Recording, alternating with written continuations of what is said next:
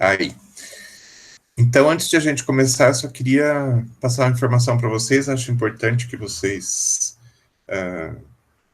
eu acho que eu não passei ainda, né? Eu estou tendo que passar para várias turmas essa informação, mas para vocês eu acho que ainda não passei. A semana passada nós conversamos com a coordenação e vocês devem saber que foi liberado a realização de prática para a turma que está saindo agora, do 10º período, né? E então eu dei uma aula prática semana passada e amanhã vou dar outra aula para eles, colocando então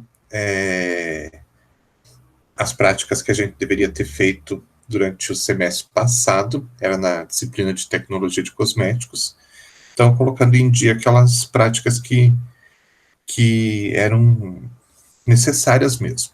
No caso de vocês também é a mesma coisa. As práticas são necessárias, né? E já ficou acertado que está dando bem certo esse sistema que a gente está fazendo. Então, já ficou acertado que a gente vai fazer a reposição dessas práticas no semestre que vem, provavelmente bem no começo do semestre, tá? Então, não se preocupem que a gente teve toda a teoria aqui, mas as práticas que são, eu acho, bem importantes para a disciplina, elas vão ser repostas no semestre que vem, como deveria ser, tá? Daí vocês vão ser avisados, tudo mais, como é que vai ser feito, quando que a gente vai fazer e tudo mais, tá bom? Então, aí, finalmente, né, a disciplina encerra agora, sem as práticas, mas lá no semestre que vem, finalmente a gente faz a reposição e encerra realmente, na verdade, toda a disciplina. Beleza? Vamos falar do último assunto que a gente precisa falar para encerrar a parte teórica, que são as formas farmacêuticas sólidas. Elas são poucas. Estão conseguindo ver aí o slide?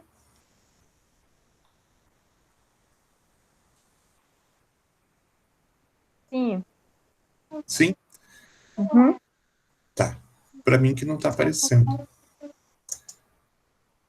Isso, agora apareceu.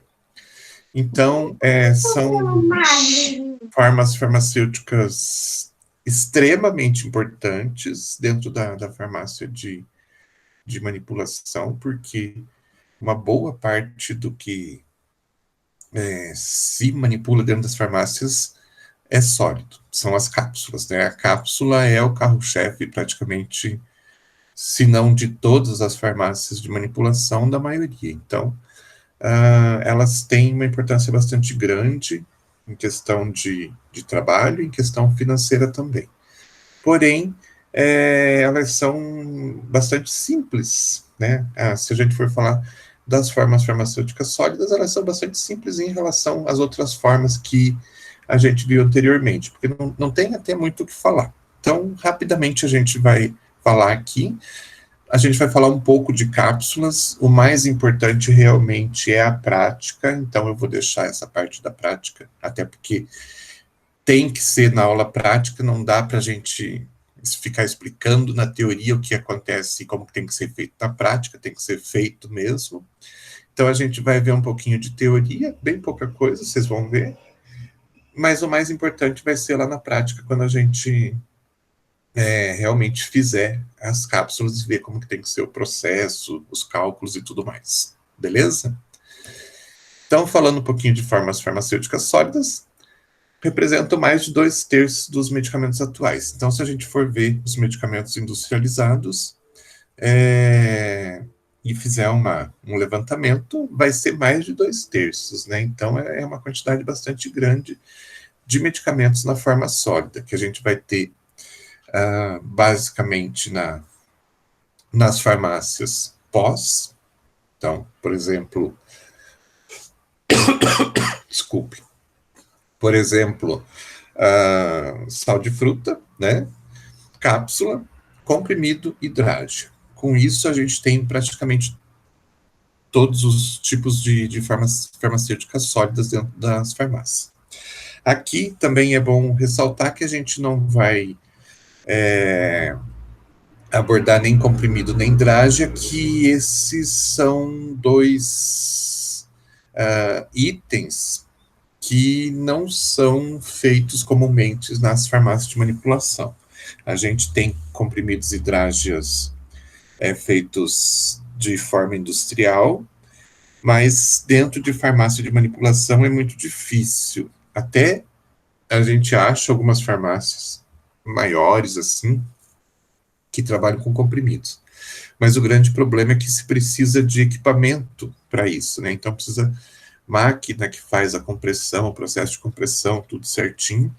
E esses equipamentos são muito caros, porque eles são geralmente no formato semi-industrial ou industrial, ou seja, são feitos para produzir grande quantidade, não é para produzir, por exemplo, 30 comprimidos, como vem muitas vezes uma formulação para um paciente, né, que o médico pede 30 unidades. E a gente acaba transformando em cápsula, então, né? Então, o comprimido é para, mesmo um equipamento de formato semi-industrial, ele é feito para fazer uma grande quantidade. Hidrágea é um pouquinho mais complexo ainda. Então, isso é abordado mais na área industrial, e vocês vão ver mais à frente em outras disciplinas, tá? Então, basicamente, aqui a gente vai falar de pós e de cápsulas, que é o que realmente tem no dia a dia da farmácia. Bom, então, falando de novo das farmacêuticas sólidas, por que a gente tem aí mais de 2/3 das formas no mercado da forma sólida? Por vários motivos, né? Por exemplo, menor custo com acondicionamento, armazenamento e transporte. É muito mais fácil transportar um sólido do que um líquido ou um semissólido, né? Eles têm maior estabilidade química, física e microbiana. Geralmente os pós não têm na sua composição água. Alguns contêm água na sua composição, mas na maioria das vezes estão. E não tendo água, dificulta a presença de micro-organismos, dificulta processos de desestabilização, como hidrólise, que está ligada com a água e tudo mais, né? Então, eles acabam sendo mais estáveis do que as outras formas, físicas. Os pós têm boa aceitação, então muita gente prefere utilizar uma cápsula, por exemplo, a utilizar uma forma líquida, um xarope, uma solução, até porque muitas vezes é muito mais fácil mascarar um gosto e existe a facilidade de conseguir se carregar com mais facilidade, de se tomar com mais facilidade. Você não precisa de um medidor, por exemplo, como você precisaria para um xarope. Então, é muito bem aceito no mercado pelos usuários. Facilmente administrável, né? Água e um copo de água é o que precisa para ajudar a administração. E possibilidade de se controlar a biodisponibilidade. Então, é muito mais fácil se controlar a biodisponibilidade quando a gente trabalha com uma forma sólida do que com uma forma líquida, por exemplo. Porque aí existem vários fatores que estão envolvidos que podem alterar essa biodisponibilidade. Não que não possa acontecer isso numa forma sólida, por exemplo, uma cápsula, que você utiliza recipientes que interferem na absorção, podem interferir na biodisponibilidade, por exemplo. Então, existem problemas sim, mas são menores, né, do que os problemas relacionados com outras formas farmacêuticas. Então, a gente vai falar um pouquinho de pós e depois a gente fala das cápsulas. Então, os pós são formas farmacêuticas sólidas constituídas por um ou mais princípios ativos, adicionado ou não de adjuvantes, pulverizados e misturados homogeneamente. Basicamente é isso que a gente tem. Ou eu tenho um pó que a gente chama de pó simples, que é uma substância só, ou eu tenho um pó, né, uma mistura de pós, na verdade, que conforme a necessidade eu vou colocar ou não adjuvantes. O que são esses adjuvantes? São substâncias que vão trazer alguma melhoria. Por exemplo, se eu for pegar o sal de fruta. Todo mundo já deve ter tomado sal de fruta sem sabor e com sabor. E deve entender bem como um adjuvante faz diferença. O sal de frutas sem sabor, ele tem um gosto, não é um gosto ruim, mas é um gosto meio ácido assim. E quando você toma com sabor, você acaba não sentindo esse gosto meio ácido e acaba sentindo o sabor que foi adicionado ali. E isso traz uma vantagem para a utilização. Ele fica mais agradável para se utilizar. Basicamente é isso. E o que a gente precisa, então, quando a gente tem esses pós, né, mais de um pó, e a gente vai adicionar adjuvantes também, é que todos os produtos que foram adicionados ali estejam muito bem pulverizados, né, todos com o mesmo tamanho de partícula e muito bem misturados. Com isso,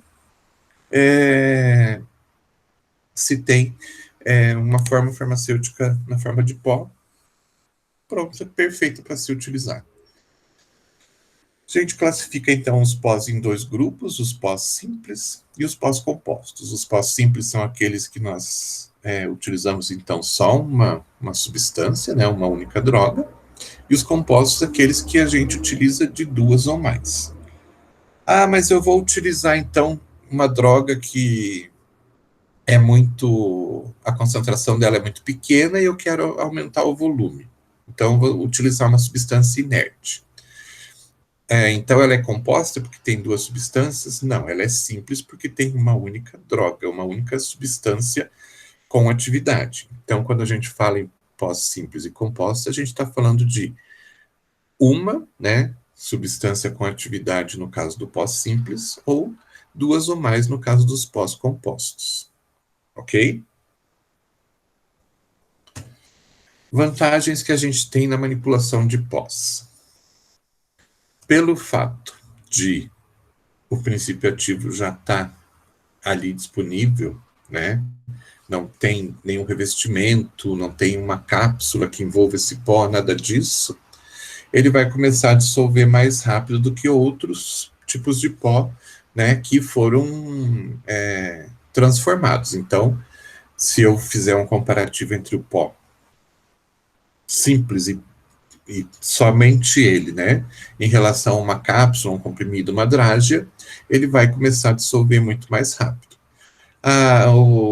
A cápsula está ali pronta, ela só vai se dissolver num líquido, né, e ficar disponível para o processo de absorção e tudo mais dentro do organismo. A cápsula precisa, então, que a gelatina que compõe a cápsula entre em contato com o líquido, ela comece a derreter para começar a liberar o pó que está ali dentro, para que ele comece, então, a se misturar no líquido e ficar disponível. O comprimido, mais difícil ainda esse processo de liberação, porque o que vai acontecer? O líquido vai entrar em contato com a superfície do comprimido e vai desfazendo, desfragmentando aquela superfície. Daí, esse líquido vai conseguir entrar em contato com uma parte mais profunda do comprimido e, aos poucos, então, esse líquido vai dissolvendo esse comprimido. Então, leva mais tempo que a cápsula. E a drágia mais ainda, porque a drágia é, entre aspas, né, um comprimido que foi feito um processo de drageamento, que é um revestimento que dificulta ainda mais que o líquido que entra em contato com ele dissolva essa dragem. Então, ela demora mais ainda, porque antes de começar a dissolver a parte de pó que está dentro dessa dragem, esse líquido precisa dissolver aquele revestimento que foi feito por cima desse pó. Então, leva mais tempo ainda. Então, dentre todas as formas farmacêuticas, a forma pó é a mais fácil, ela já fica disponível rapidamente.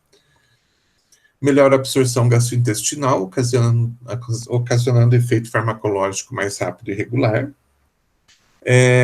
Facilidade de deglutição, geralmente os pós acabam que são utilizados acabam sendo solúveis em algum líquido, você mistura aquele pó num líquido e toma, né? Então já fica pronto para absorção. E quando a gente fala de pós de uso externo, eles são de fácil aplicação. Então, um talco, por exemplo, que você utiliza, é comum a gente ver pessoas comprando aqueles talcos antissépticos ou aqueles talcos para prurido, e eles são de fácil aplicação. Você passa na superfície da pele, espalha com facilidade. Para isso, claro, tem que tomar alguns cuidados, porém, a aplicação é super fácil. Não tem nenhum tipo de segredo. Porém, como todo produto tem suas desvantagens, né? Os pós podem sofrer processos de alteração por hidrólise, oxidação, decomposição, tudo mais, né? Mas se a gente respeitar, né, bem o armazenamento desses produtos, isso não é fácil de acontecer. Se os pós, como eu falei anteriormente, se eles tiverem umidade, eles tiverem uma certa umidade, obviamente eles vão ter mais probabilidade que isso aconteça. Se eles forem pós mais secos, então isso tem uma probabilidade menor. Vocês já devem ter visto que cápsulas, comprimidos, drágeas e pós mesmo, sempre tem um sachêzinho de sílica dentro dos frascos para evitar que a umidade entre dentro desses frascos e venha a desestabilizar esses materiais, né? Então, a sílica é bastante importante, esses sachêzinhos são bastante importantes, e é sempre bom a gente ressaltar isso para os clientes, né? Que não é para abrir o frasco e tirar aquela sílica e jogar fora, que é para deixar ali para manutenção das características do produto. Outra desvantagem é que a gente tem uma dificuldade de mascarar odor e sabor desagradável, principalmente odor. Por exemplo, um pó que leva enxofre, você não consegue mascarar aquele cheiro bastante forte do enxofre, né? Alguns casos de alguns pós que a gente utiliza, eles são tão amargos que não existe nenhuma substância que você coloque que dê um sabor que consiga cobrir aquele sabor desagradável. Não é o caso do sal de fruta, por exemplo, mas tem alguns outros pós que de repente você precisa utilizar, que não tem como mascarar o sabor, por exemplo, que se você tentar mascarar, não vai conseguir. Exemplo, pó de guaraná, né? Quem já tomou pó de guaraná sabe que o sabor não é muito agradável e não tem o que fazer. E quando a gente produz pós, a gente vai trabalhar de duas formas. Ou a gente vai se utilizar de pó que a gente chama de pó a granel ou pó dividido. Por exemplo, pó a granel é aquele pó que vem ele todo dentro de um frasco e você vai fazer uma medida caseira, utilizando uma colher, geralmente, né? É o tipo de sal de fruta de frasquinho. E o pó dividido é aquele pó que a dose individual necessária já está dividida dentro de um pacotinho, seja um sachê ou algum pacotinho que a gente possa fazer dentro da farmácia de manipulação. É o caso do sal de fruta, que você compra um sachêzinho pronto. Então, ele vem uma dose individual ali. É o caso da glicosamina, da condroitina e glicosamina. Também já vem dividido em doses individuais. Esses fármacos que vêm em dose individual, eles têm a desvantagem de você levar mais tempo para preparar, né? Porque você tem que fazer um a um. Alguns sinais de instabilidade física que são bastante comuns. Formação de grumos ou descoloração pode ser sinal de instabilidade física. E a instabilidade física está ligada geralmente com a instabilidade química. Então, formação de grumos, muitas vezes a gente já imagina que aquele pó tenha entrado em contato com a umidade e ocorreu a formação de grumos. Então, a gente vê isso na cozinha da gente também, né? Até em coisas bem simples, como um açucareiro que você deixa aberto e quando você vê, está cheio de grandes grumos. Por quê? Porque a umidade acabou por entrar ali naquele açucareiro e fez a ligação das partículas de açúcar. E descoloração também, às vezes pode ser até incidência de radiação luminosa ou solar, né, que acaba fazendo reações que fazem com que aquele produto perca a cor em determinados pontos. E outro sinal bastante comum de instabilidade é a formação de gás. Pode ser indício de degradação bacteriana, né? Então, algum micro-organismo que se alimenta daquela substância e produz gás, ou mesmo algum problema químico, né? Como a entrada de umidade. Não sei se vocês já viram alguma vez, mas eu já vi isso acontecer. O sal de fruta também, de sachêzinho, que você pega o sachê e ele está estufado.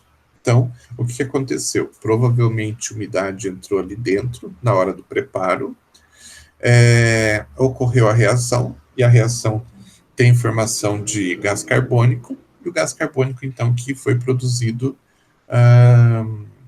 estufou aquele sachêzinho. Característica dos pós. Então, a gente tem pó para uso oral, né? Então, ele é o pó que eu vou utilizar, geralmente colocando na água, né? Em algum líquido, então, algum alimento. E esse pó vai ser deglutido. Então, eles têm que ser tem que ter tamanho de partícula bem pequena para que facilite essa dissolução, ou quando é caso de suspensão, né, que a gente não consegue dissolver, mas que aquele pó fique suspenso com facilidade. Se eu tiver grumos muito grandes, se eu tiver partículas muito grandes, vai dificultar a dissolução ou mesmo a suspensão daquele pó na hora de preparar para tomar. Então, eles têm que ser bem divididos, finamente divididos mesmo, para evitar que isso possa acontecer. E daí a gente tem aí vários tipos de pó para uso oral, os antiácidos, né? Aqueles pós para suspensões temporâneas, como é o caso da amoxicilina, que você faz o preparo na hora. Os sais para hidratação, aqueles sachêzões de sal que não vem pronto para utilização, né? Que você tem que preparar. Todos têm essas características. E então, o ideal é que eles sejam bem finamente divididos para dissolver ou suspender facilmente. Tá? Ninguém quer ter que ficar ali agitando para dissolver ou para suspender aquele pó.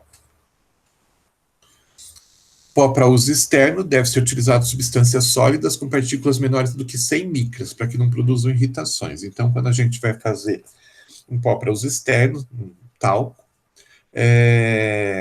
os pós têm que... E é uma mistura de pós, não é só o talco, mas tem outras substâncias ali no meio. Como eu citei, né, o caso do enxofre, por exemplo, mentol, que são cristais.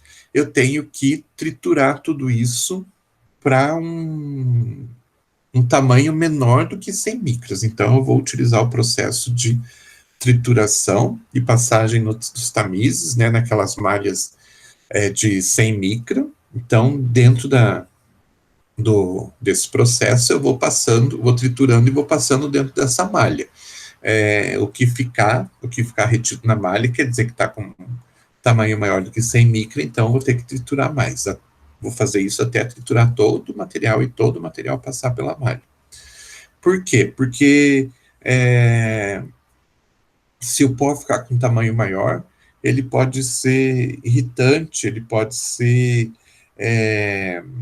ruim para passar, ele pode até machucar, né? Então, tem que ser um pó bem fininho para que eu consiga passar de forma suave, passar de forma que não irrite a pele, não machuque a pele, ele seja facilmente deslizável, e ele seja adira, né, se grude, entre aspas, bem em toda a superfície por onde eu passei. Então, tudo isso tem que ser levado em consideração na hora de a gente preparar um pó para uso externo. Além disso, né, eles têm que ter compatibilidade química entre si, eles não podem ser produtos que têm algum tipo de incompatibilidade. Mas existe produto em pó que pode ter incompatibilidade quando você mistura? Existe, e a gente já vai ver. E tem que ser capaz de absorver líquidos. Então, quando a gente utiliza o talco, né, ele já tem, pelo fato de ele ser talco, ele já tem uma capacidade de absorver líquido. Então, quando vocês passam talco na pele, vocês percebem que a pele fica com aspecto de um toque seco e muitas vezes esse toque seco acaba perdurando por bastante tempo.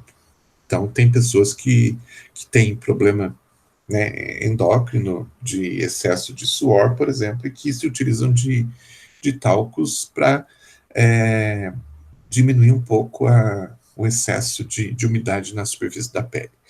Então, normalmente, quando a gente utiliza o talco como base, a gente já tem essa capacidade de absorver líquido. Problemas, né, que a gente tem, então, quando a gente está trabalhando com pós.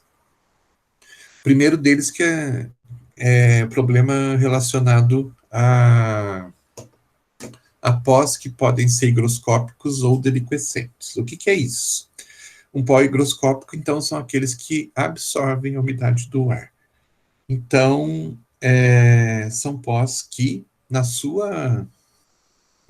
no seu estado normal, eles têm capacidade de absorver a umidade do ar. Isso é ruim? Do ar é. Por quê?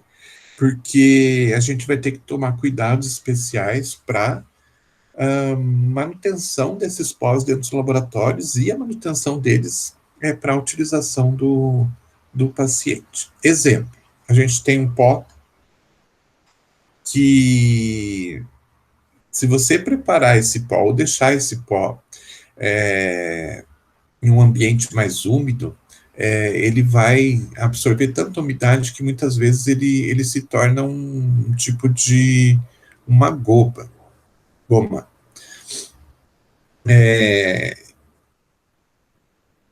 Tem, então, esse tipo de problema. Até para vocês terem uma ideia, eu trabalhava numa farmácia de manipulação, uma determinada época, e a gente conseguia fazer a manutenção da umidade dentro dos laboratórios tranquilamente. Só que a gente teve um ano, que foi em janeiro, que a gente teve um problema de excesso de chuva, e esse excesso de chuva acabou trazendo problemas de excesso de umidade para tudo. Então, foi um mês de janeiro inteirinho, do dia 1º ao dia 30, 31, sei lá quantos dias tem em janeiro, que depois passou para fevereiro também, mas o mês de janeiro foi bem atípico, porque todos os dias a gente tinha ambiente de chuva, e a gente tinha chuva e tinha uma umidade muito grande. E eu comecei a perceber que estava chegando nos limites de umidade dentro do laboratório, e a gente teve que se utilizar de equipamento para tentar diminuir e manter dentro dos níveis a umidade do laboratório. Então, a gente precisou utilizar aqueles equipamentos anti-umidade para tirar a umidade, para conseguir manter a umidade controlada dentro dos laboratórios. Mas, mesmo assim, a umidade ela foi um pouquinho excessiva, e em alguns momentos acabou por passar do limite máximo, né, que a gente controlava dentro do laboratório. E um desses pós, que no caso era o colágeno hidrolisado, em alguns momentos a gente teve problema com ele. Então, era manipulado normalmente no dia a dia. Em alguns dias, as meninas que faziam o processo de trituração e preparação das cápsulas, elas tinham dificuldade, porque aquele pó estava tão úmido que ele começava a formar uma massa quando você começava a triturar. Então a gente teve bastante problema com colágeno durante esse mês, mesmo mantendo a umidade. Por quê? Porque ele é um pó que absorve muita umidade. E aconteceu também alguns casos de a gente preparar a cápsula com colágeno naquele período. Aparentemente elas estavam perfeitas, só que em alguns dias alguns clientes vieram devolver o produto e pedir para refazer porque o material tinha se transformado numa pasta dentro da cápsula. Então, tem que tomar bastante cuidado com esse tipo de produto e acontece facilmente isso se você tiver uma umidade muito grande. Então, esses são os chamados pó higroscópicos, eles absorvem muita umidade. E tem o pó deliquescente, que é aquele que absorve umidade e fica entre semilíquido e líquido. Ele fica totalmente líquido. Então, isso pode acontecer de você simplesmente ter uma matéria-prima dentro de uma embalagem, e se não for tomar cuidado com essa umidade dentro do laboratório, você, de repente, a hora que você abre o frasco, ao invés de você ter um sólido lá dentro, você tem um líquido. Então tem que tomar bastante cuidado e esse controle de umidade é bastante importante. Exemplos de algumas substâncias higroscópicas deliquescentes: cloreto de cálcio, pepsina, cloreto de alumínio, cloreto de besalcônio, acetato de potássio, pirocarpina, citrato de potássio, cloreto de sódio. Inclusive, cloreto de sódio em casa, né? Muitas vezes a gente deixa o saleiro aberto dentro de uma cozinha que tem uma umidade muito grande, e quando você vê, ele está todo empedrado, né, porque absorveu muita umidade. Em alguns casos você vê até gotículas de cloreto de sódio. Por quê? Porque ele absorveu tanta água que ele se tornou líquido. Medidas corretivas, então deixar a umidade do ar na faixa de 30% a 40%, manter recipiente de acondicionamento sempre bem vedado para diminuir a exposição à atmosfera, então evitar deixar frasco aberto, né, deixar o mínimo de tempo possível, e adicionar também substâncias absorventes, como óxido de magnésio leve, dióxido de silício coloidal, que é conhecido como aerosil, que acabam por eles absorver a umidade e não permitir, então, que as substâncias que estão ali absorvam essa umidade. Outro tipo de problema são os pós chamados de pólen fluorescente. Então, são substâncias cristalinas ou hidratadas que, quando você pulveriza, elas começam a liberar água de cristalização, de hidratação. Por exemplo, aqueles produtos tipo amoxicilina, trihidratada, pentaidratada. Então, o próprio nome já diz, né? Trihidratada. Tem 3 moléculas de água. Pentaidratada, 5 moléculas de água. Então, às vezes, quando você pega esse produto trihidratado, pentahidratado, e começa a triturar ele, essa água que está grudada, entre aspas, na molécula, começa a se soltar e começa a fazer com que aquele pó fique pastoso e, às vezes, até líquido mesmo. Então, tem que tomar um pouco de cuidado quando vocês encontrarem um pó que já venha descrito lá que ele é tanto hidratado e tudo mais. O que a gente pode fazer? A gente pode, então, tentar comprar o anidro, né? Então, se tem a possibilidade de você comprar a amoxicilina anidra, por exemplo, é melhor, porque você não vai ter esse problema. Alguns exemplos de substâncias fluorescentes: acetato de sódio, ácido cítrico, cafeína, lactato de cálcio, sulfato de ferroso, borato de sódio, codeína, fosfato de sódio, etc. Então, todos têm esse problema, podem ter esse problema de começar a ficar líquidos só pelo fato de você triturar. Medida corretiva, então, é substituindo o sal hidratado pelo anidro. Outro problema é a mistura eutética.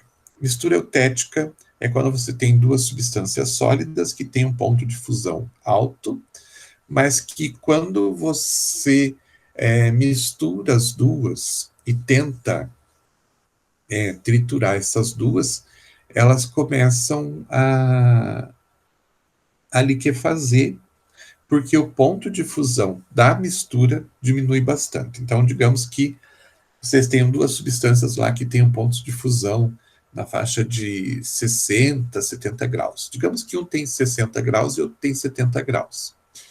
Porém, quando você mistura as duas, essa mistura, ela pode passar a ter um ponto de fusão diferente. Digamos que ela tem um ponto de fusão a 20 graus. Então, a temperatura ambiente ela começa a ficar líquida. Então, é bastante complicado, porque a gente considera os pontos de fusão individuais, mas quando você vai fazer essa mistura, as próprias substâncias acabam alterando, a mistura dessas substâncias acaba alterando esse ponto de fusão, e você vai ter, ao invés de dois sólidos, você vai ter um líquido ali no seu grau de porcelana. Então tem que tomar cuidado com isso. Alguns exemplos de substâncias que, quando misturados, formam essas misturas chamadas dietéticas: acetanilida com lidocaína, o ácido acetil salicílico com mentol, a antipirina com resorcina, cânfora com salicilatos. Existe uma que é bem fácil de a gente perceber isso e que é bem comum, porque a gente trabalha com vários produtos que têm essa associação, que é a cânfora e o mentol. Então, quando a gente vai utilizar os dois, se a gente tentar triturar os dois, porque os dois são cristais, né? E a gente tem que reduzir a pó, você está triturando, ele está ficando líquido. Às vezes até facilita a vida da gente, porque é mais fácil de adicionar dentro de um creme, por exemplo, dentro de uma loção, alguma coisa assim do gênero. Mas às vezes a gente quer o pó mesmo, né? Então a gente precisa fazer alguma coisa para evitar que ocorra essa liquefação do material.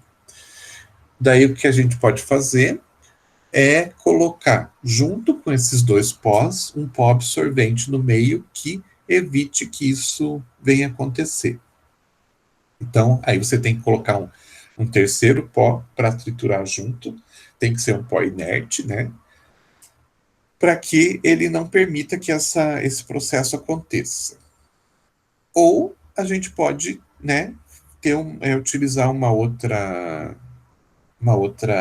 possibilidade, que é triturar os pós separados. Então, eu trituro um, trituro o outro e depois eu misturo eles na formulação. Exemplos de pó que eu posso utilizar para evitar que isso venha acontecer. Então, posso adicionar um pouco de óxido de zinco, carbonato de magnésio, caolin, fosfato de cálcio, amido, talco, aerosil. Várias substâncias podem ser utilizadas, então, para evitar que isso venha acontecer. E tem as misturas explosivas, essas são as mais perigosas, né? Porque se a gente não conhece essa característica desses pós e a gente tenta triturar esses dois tipos de pós dentro de um laboratório, como ocorre uma reação bastante violenta, explosiva, a gente pode ter alguns problemas, né? Então, tem que tomar bastante cuidado. Quando que isso acontece? Quando a gente utiliza um agente oxidante forte junto com um agente redutor forte. Mistura um oxidante e um redutor forte no mesmo grau de porcelana, tenta triturar os dois, pode acontecer uma explosão, então tem que tomar bastante cuidado. Exemplos: enxofre e nitrato de potássio e enxofre e peróxidos. A gente tem uma reação que é feita para preparar o peróxido de carbamida, não sei se vocês já ouviram falar, que é aquela substância que é utilizada num gel, colocado numa moldeira para colocar nos dentes para clareamento dental, que a gente utiliza então enxofre e peróxido de hidrogênio. Peróxido de hidrogênio, nesse caso, não é um agente redutor forte, mas outros peróxidos são. Então, não é um tipo de mistura tão incomum assim. Então, a gente tem que tomar cuidado. Medidas corretivas, pulverizar os dois separadamente também, não pulverizar junto então, e depois misturar com muito cuidado essas substâncias, porque elas não reajam e não venham a explodir. Procedimentos que são importantes para preparar os pós. Primeiro, a gente tem que reduzir o tamanho da partícula, né? Então, nos pós de uso externo, a gente já viu que tem que ser menores que 100 micras para não ser irritante e tudo mais. E nos outros pós, a gente tem que fazer o processo de redução para que todas as partículas de todos os pós que estão colocados ali fiquem no mesmo tamanho. Se não ficarem no mesmo tamanho, o que vai acontecer? Existe uma possibilidade de pós que são mais pesados e têm partículas maiores descerem para o fundo do frasco. Ah, mas é pó, não é líquido. Mas mesmo assim eles acabam se separando e as partículas maiores vão para o fundo, seja de um frasco, no caso de um pó a granel, numa cápsula, por exemplo, pode ir o pó mais grosso para um lado e o mais fino ficar do outro lado. Eles podem se separar. Então, quando a gente faz a trituração de todos os pós, eles ficam todos com o mesmo tamanho. Isso não acontece.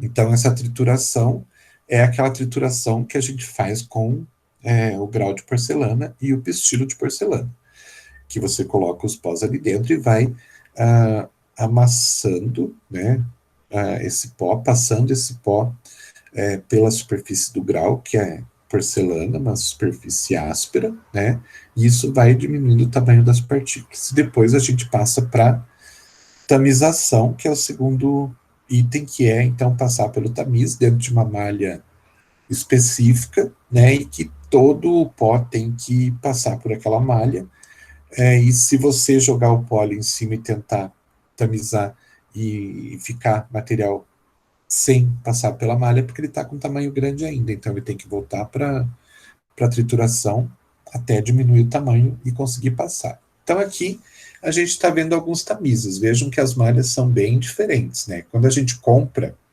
um jogo de tamiz, a gente vai ter desde essas malhas grandes até essas mais fininhas. Aqui vocês podem ver que elas são bem fininhas mesmo, então é para passar só pó muito fino. Essas grandes aqui, elas são utilizadas mais para quem trabalha com geologia, que quer separar pedras, né, por tamanho, porque aqui passa qualquer coisa, né, para nós, na farmácia. Mas a gente tem que comprar o kit completo, então a gente acaba levando essas que tem uma malha super grande que a gente não utiliza. Mas essas aqui são as mais utilizadas porque elas vão conter partículas de tamanhos que são adequados para preparação de pó granel ou pó encapsulado. E o terceiro passo da preparação dos pós é a mistura dos pós. Então, quando eu faço o processo de tamização, né, de trituração de vários pós ao mesmo tempo, já estou misturando eles ali. Quando eu faço o processo de trituração e jogar esses pós pelo tamiz, para passar pelo tamiz, eu já estou misturando também. Então, são dois processos que a gente pode utilizar para fazer esse processo de mistura de pós. Mas quando eu tenho uma quantidade muito pequena de pó, fica difícil eu triturar num grau de porcelana sem perder material. Então, se eu tenho uma quantidade muito pequena e eu for triturar, uma parte vai ficar grudada na porcelana do grau, uma parte vai ficar grudada na porcelana do pistilo, né, uma parte que, teoricamente, você olhando, parece que não faz muita diferença, mas que, na verdade, vai fazer diferença na dose que você está preparando. Então, a gente utiliza um outro método também, além da trituração e da tamização, que é a espatulação. Então, você tem uma quantidade muito pequena de pó e você quer misturar esses diferentes pós que você tem ali dentro, você vai utilizar, então, uma lâmina de vidro, uma placa, né, de vidro com uma espátula. Você já deve ter visto isso em consultório de dentista, que de repente ele vai lá, pega uma laminazinha de vidro, pega uma espátula e começa a misturar, que a gente não sabe o que é, o que ele está fazendo ali, mas ele está misturando uma pequena quantidade de material. Na farmácia de manipulação, a gente pode fazer a mesma coisa. Então, os 3 processos que a gente tem para misturar pós são a espatulação, a trituração e a tamização. Formas farmacêuticas em pó de uso oral de interesse magistral. Então, a gente tem os pós a granel de uso interno, então são aqueles que são dispensados, né, em frascos grandes, com boca larga, e que a gente utiliza ou uma colher, ou até, às vezes, a gente acaba utilizando até a própria tampa do frasco como um medidor. Então, como vantagem, a gente tem que é um produto de fácil preparo. Qualquer pessoa consegue fazer. Ela vai lá, mede uma colher, né, mede um recipiente, uma quantidade X do pó, coloca no líquido, mistura e engole. Tranquilo. Porém, como desvantagem, a gente tem essa questão, né, da medida. A colher, ela pode trazer diferença de quantidade. Você medir na tampa do frasco pode trazer uma diferença de quantidade. Porém, então isso é uma desvantagem, mas quando a gente utiliza esse tipo de pó para algo que não tem uma necessidade de um princípio ativo, né, uma atividade farmacológica que necessita de uma determinada concentração de substância, não tem problema. Então, sal de fruta, por exemplo, eu pego uma colher de chá e jogo na água e tomo. Vai fazer o efeito de diminuir a acidez. Não foi suficiente, eu faço lá e tomo mais um pouco. Fiz em excesso, não vai fazer diferença. É diferente de você ter que medir uma quantidade exata de um determinado princípio ativo. Aí, uma colher não é uma forma ideal de utilização. Então, para esse pó granel, produtos que não têm essa necessidade são bastante interessantes. E a gente tem os pós divididos, né? Então, a gente chama de papéis medicamentosos, chamava, né, antigamente, porque eram feitos um a um, embalando em papel. Hoje a gente utiliza aqueles sachês de alumínio, é muito mais fácil, muito mais tranquilo. Ele já vem semi-pronto, você só coloca o pó que você precisa colocar ali dentro e fecha com uma seladora, está pronto. A grande desvantagem é que, né, esses pós divididos, esses sachês, como eles são doses individuais, a gente tem que fazer um a um. Vantagem: permite acondicionamento de volumes de pó ativos demasiado grandes para ser veiculados na forma de cápsulas ou comprimidos.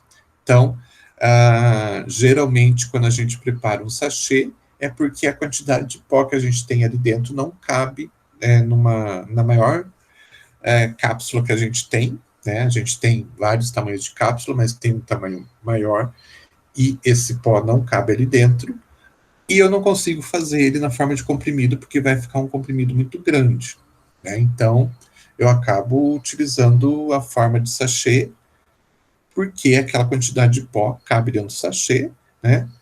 Mas não cabe dentro de uma cápsula.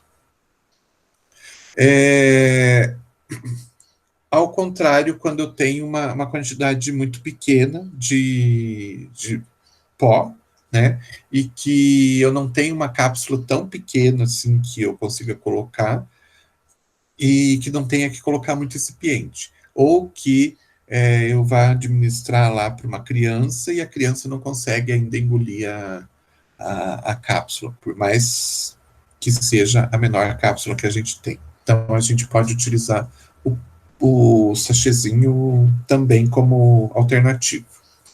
E de desvantagem a gente tem é que a aparência não é muito das bonitas, né? Mas o medicamento não é para enfeitar, é para trazer resultados, né? Então, isso não pode influenciar. Quando a gente não faz em sachês, a gente tem que fazer com papéis especiais, então papel que seja impermeabilizado, tipo papel manteiga ou algum outro papel com revestimento ceroso, porque não pode entrar umidade ali dentro, né? Hoje a gente tem esses sachêzinhos que são de alumínio, que não permitem que ocorra a passagem de umidade para dentro, e pode ser até flaconete de plástico. É mais difícil, é mais caro, mas algumas farmácias optam por isso. E nesses casos, né, quando você compra pronto, é tranquilo, né? Você já sabe que vai conseguir proteger o seu produto da umidade. Agora, no caso de você fazer o papel individualmente, né, tem que tomar bastante cuidado na hora do preparo, daí tem técnica para fechar esse papel para que não entre nenhum tipo de umidade dentro e não venha causar prejuízo para o medicamento. Então aqui só um desenho para vocês verem como que pode ser feito um papel. Então você corta o papelzinho na quantidade, no tamanho certo, coloca o pó ali dentro, faz uma dobra lá de um lado, vira esse papel, dobra ele para dentro, coloca embaixo dessa abinha, faz uma outra aba. É uma técnica assim bem rústica mesmo, até que você consegue fazer esse tipo de sachêzinho aqui, que tem que ser do tamanho da caixa que você coloca, porque todos têm que ter o mesmo tamanho, senão fica feio. E ele tem essas dobras externas, então você enrola, entre aspas, muito bem o pó que está ali dentro, e depois você fecha, dobra com essas abas para dentro, e elas têm que ficar muito próximas, ou uma entrar dentro da outra, para trazer uma certa garantia de não entrar umidade dentro do produto. Então é uma técnica bem chatinha de se fazer. Imagine fazer isso para 120 sachês, por exemplo. E aqui é uma outra técnica, que você faz um papel quadrado, marca, né, esse X aqui no meio, coloca o material bem aqui no meio e começa a fazer o processo de dobradura. Tem toda a técnica de dobradura até que você faça um envelope, que você pega essa aba e fecha ele, colocando aqui dentro como se fosse um envelope mesmo, e daí deixa bem fechadinho. Também dá um trabalho, imagine fazer isso para 120 sachês para uma formulação só. Então, é bem trabalhoso, por isso que hoje a gente dá preferência por utilizar aqueles sachês de alumínio, que ele já vem fechado em 3 lados, só fica um lado aberto. Você coloca o material ali dentro, fecha com uma seladora e está pronto. E para finalizar, as cápsulas, né? As cápsulas, então, são formas farmacêuticas que são constituídas de um invólucro que a substância que forma esse invólucro, né, a forma que esse invólucro toma, o tamanho, a capacidade, podem variar. Então, a gente tem esse recipiente, que é um recipiente para conter a forma farmacêutica, né, que pode ser líquida, em alguns casos pode ser pastosa, em alguns casos pode ser sólida, né. Então, não é só para forma sólida, como muitas vezes a gente pensa, né? Tem cápsula hoje, e hoje a gente vê muito isso no mercado, cápsulas com líquido dentro, né? Que envolve, então, esse produto, né? Essa substância que você quer que tenha um efeito terapêutico. Então, a cápsula é só um invólucro para conter esse material, que pode ser sólido, pastoso ou líquido. O interessante é que o fato de você conter aquilo dentro de uma forma farmacêutica faz com que elas fiquem homogêneas. Então, você tem uma dose ali dentro de cada uma dessas cápsulas, e todas as cápsulas ficam homogêneas. Diferente daquele papel que a gente viu anteriormente, que se você dobra um pouquinho mais, um pouquinho menos, eles podem ficar com um formato um pouquinho diferente e perder, né, aquela beleza. Aqui não, aqui todas têm as mesmas dimensões e tudo mais. Generalidades. são geralmente de via oral, a gente tem pouquíssimas cápsulas que não são de via oral. Alguém lembra de alguma que não seja para uso oral? Já que está todo mundo muito quietinho aí, fazer a pergunta, alguém lembra de alguma?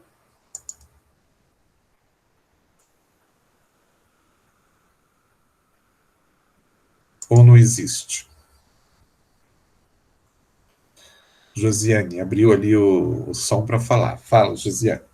Então, professor, essa aqui daí não é cápsula, é o óvulo, né? Aquela que é intravaginal. É, Essa daí é óvulo. daí É, daí cápsula. ela não tem esse revestimento de gelatina. Não, daí é óvulo mesmo, é outra forma farmacêutica. Mas tem uma que é bastante comum hoje em dia no mercado. Ninguém lembra?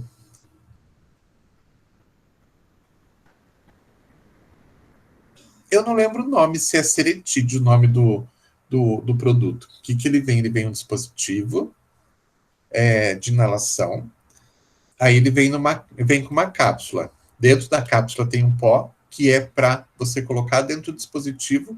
Você aperta esse dispositivo, ele rompe essa cápsula, o pó fica disponível ali e a pessoa aspira essa cápsula. Ninguém nunca viu? Eu não lembro se é o Seretide. Eu não, professor, nunca vi. Não? A Lene, professor. A Lênia? Isso. Ah, é a Lênia. Então, é uma cápsula, se você pegar ela, é uma cápsula normal, igual as outras, só que ela não é para uso oral. Ela é para uso, né, inalatório. Então tem que tomar até cuidado com isso, porque às vezes o paciente, né, pelo fato de ele ver aquela cápsula e ele está acostumado, né, que cápsula é para deglutir, ele pode utilizar de forma errada. Eu já vi isso acontecer. Então, é o tipo de produto que a gente tem que explicar muito bem para o paciente, para ele não utilizar de forma errada. Não é incomum ver a pessoa chega em casa, não foi informada, nunca utilizou o produto, o que, que ela faz? Ela abre aquilo, veio um dispositivo aqui, veio a cápsula aqui, ela vai lá e toma a cápsula e fica sem entender o porquê daquele aparelhinho, daquele dispositivo que veio ali junto. Então, é nossa função como farmacêutico trazer essa informação, né? Bom, vamos em frente. Continua aparecendo para vocês aí? Sim. Tá. Outra informação interessante das cápsulas, ela pode ser de gelatina, que é o mais comum, e pode ser de amido também. Hoje a gente já não utiliza mais, antigamente era muito comum, quando não tinha o processo de fabricação de cápsula de gelatina como a gente tem hoje, era mais comum a gente ter a cápsula chamada de amilácea. Se vocês procurarem na internet uma foto, é possível que vocês encontrem uma foto de uma cápsula amilácea. Se vocês olharem, ela é do tamanho de uma hóstia e ela era feita com o mesmo material que se faz a hóstia. Grande assim, como uma hóstia, feita de duas tampinhas, digamos assim. Você abria, colocava o material o pó ali dentro e fechava isso e a pessoa tinha que tomar aquela cápsula daquele tamanho, bastante grande, difícil de utilizar.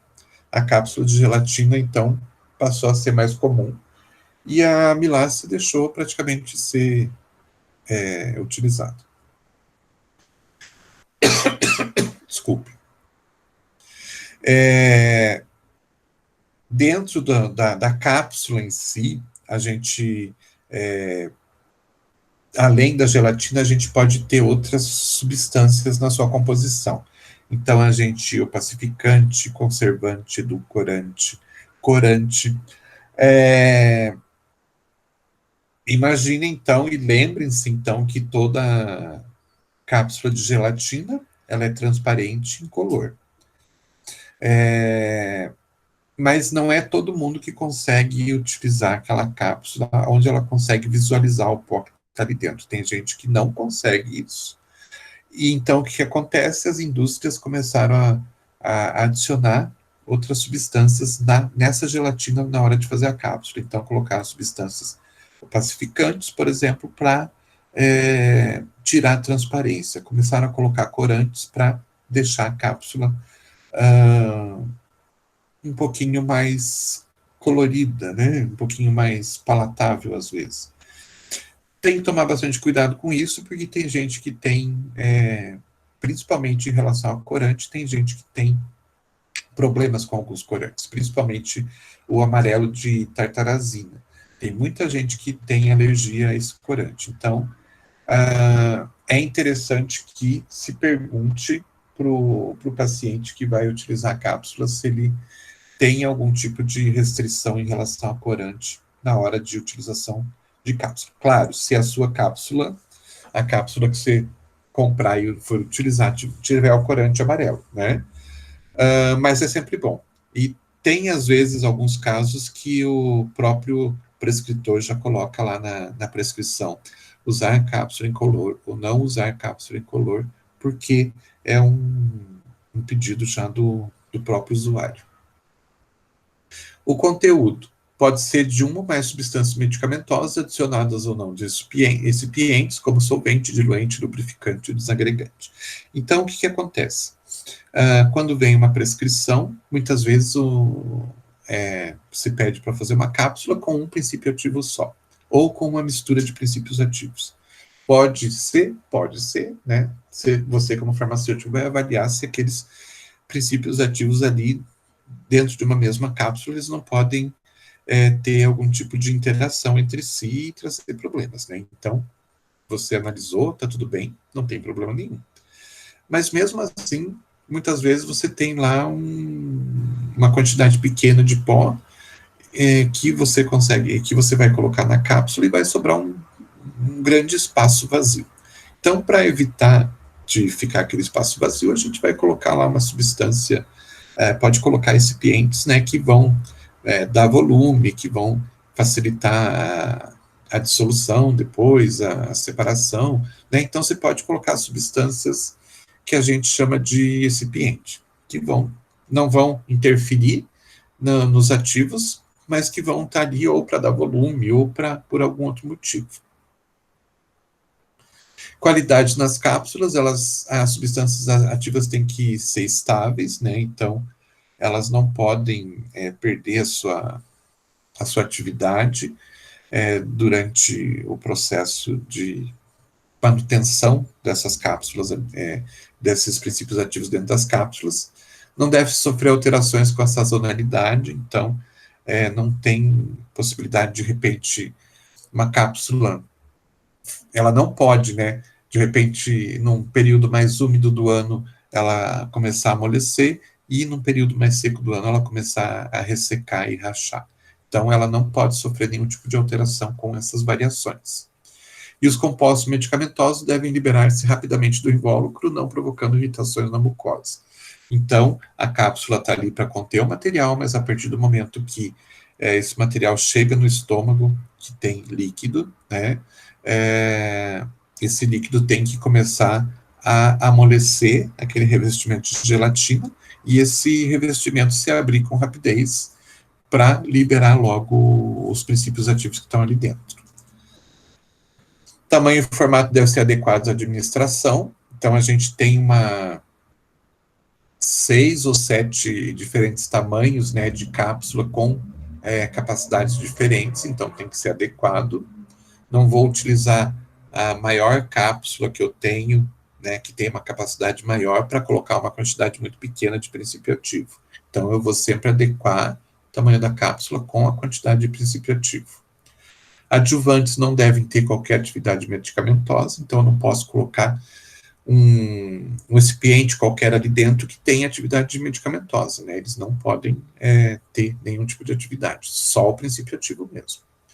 Produção em escala industrial deve respeitar a dosagem e manter constante as características de cada medicamento.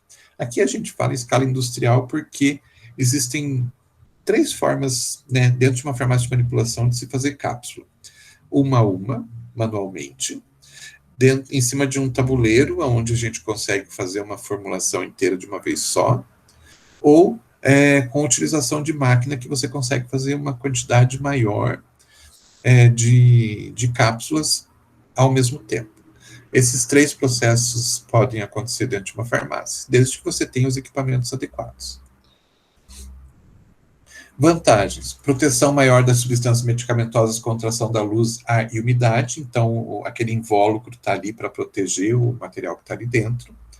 Mascara sabor e odor desagradável, pode ter revestimento gastro-resistente, inclusive a gente tem um TCC agora que está trabalhando exatamente com isso, com cápsula que tem revestimento gastro-resistente.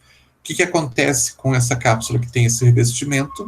Ela passa direto pelo estômago sem ser desagregada ali. Tem um revestimento que vai fazer com que ela passe direto pelo ácido e ela só vai abrir quando ela chegar lá no intestino. As paredes são digeríveis e liberam rapidamente o medicamento após ingestão, no caso das não gastroresistentes, né?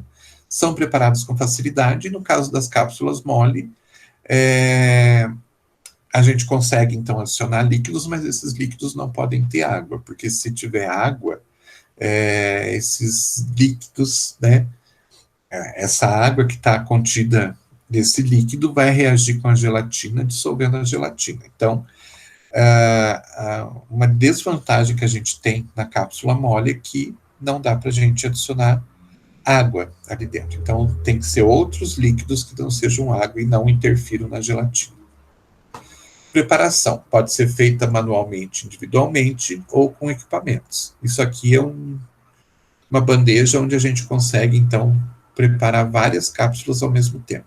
Existem equipamentos automatizados maiores que a gente consegue preparar uma quantidade ainda maior. Isso a gente vai ver lá na prática, tá? Não precisam se preocupar com isso. E falando mais um pouquinho das cápsulas de gelatinas moles, de gelatina mole, né? Então, esse revestimento é de gelatina com outras substâncias que vão deixar essa gelatina com um aspecto amolecido, não duro como a cápsula de gelatina comum que a gente conhece, então ela fica maleável. Então a gente utiliza algumas substâncias que dão essa característica, que são glicerina, sorbitol, propileno glicol, etc. Ela pode acondicionar pó, pode acondicionar pasta ou pode acondicionar líquido, sem problema nenhum. E a grande desvantagem que a gente tem é que nós, na farmácia de manipulação, não conseguimos preparar esse tipo de cápsula, porque necessita de equipamento industrial. Então, quando você vai, por exemplo, numa farmácia de manipulação e pede cápsula de óleo de alho, vai vir nesse tipo de cápsula gelatinosa mole. Porém, não foi a farmácia de manipulação que fez, porque a farmácia precisaria de equipamento industrial para fazer isso, e não tem condições. Então, o que a farmácia faz? A farmácia compra de grandes indústrias que têm esses equipamentos e que já preparam essas cápsulas. Então, na verdade, você, como farmacêutico, né, como farmácia de manipulação, já compra essas cápsulas prontas a granel em grande quantidade e só faz o processo de embalar. Então, você só embala dentro da farmácia de manipulação. Elas já vêm prontas de um outro local. Acondicionamento e conservação, proteger contra umidade e calor, utilização de sistema dessecante, né? Então, sempre utilizar aqueles sachezinhos dessecantes para evitar a umidade. Pode ser utilizado embalagem do tipo blister. Existem algumas farmácias de manipulação que compram equipamento que embala, então, as cápsulas nos blisters. Mas a maior parte não, a maior parte simplesmente acondiciona dentro de um frasco de plástico, alguns casos frasco de vidro, mas é bem difícil, é mais comum a gente ver no frasco de plástico mesmo. E manutenção, né, na temperatura entre 20 e 25 graus. E assim a gente termina a disciplina. Pergunto para vocês alguma dúvida, alguma coisa?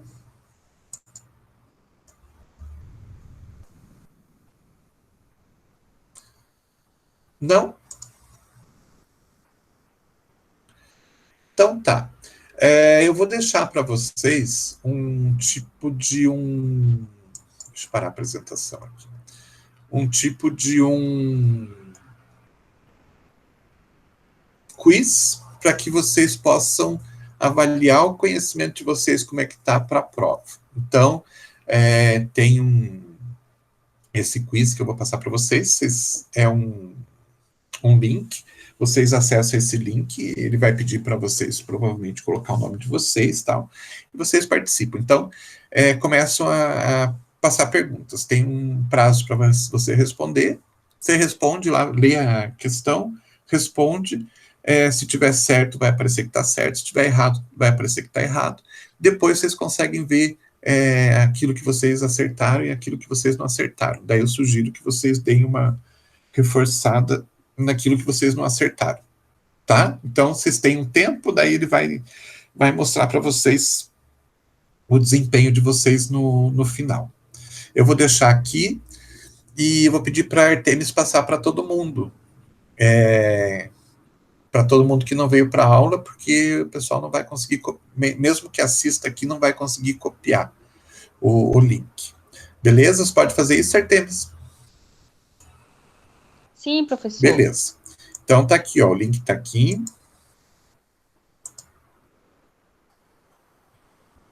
Vai lá. Eu vou até abrir para ver se ele está funcionando direitinho.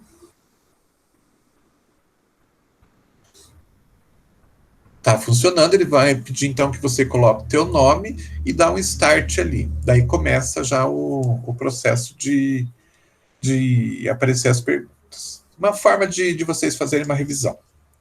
Beleza? E não esqueçam de semana que vem assistir as defesas de TCC, que é bem importante que vocês já comecem a entender como é que a coisa funciona. Saber, então, exatamente como é que vai ser feita uma apresentação, o que podem perguntar, o que podem falar e tudo mais. Tá bom? Que daqui a pouco é a vez de vocês. Tranquilo? Bom, gente, então aqui a gente termina a disciplina. Agradeço vocês, né, por participarem, mesmo a gente estando aí nessa situação que está bem complicado para todo mundo. Espero que semestre que vem a gente volte para a normalidade. Pelo menos as práticas a gente vai voltar para a normalidade. Mas que espero que a gente volte com tudo, né? Vamos ver o que acontece. Então, muito obrigado pela presença de vocês esses dias e espero que tenha sido proveitoso para vocês esse período que a gente ficou junto. Ok? Imagina, Giovanni, eu que agradeço vocês. Tranquilo? Qualquer coisa também é só me procurar. Não entendi, Josiane. Falei tchau, professor, obrigada. Tchau. Imagina. Então, um bom dia para vocês e um bom final de semana também, que já está chegando.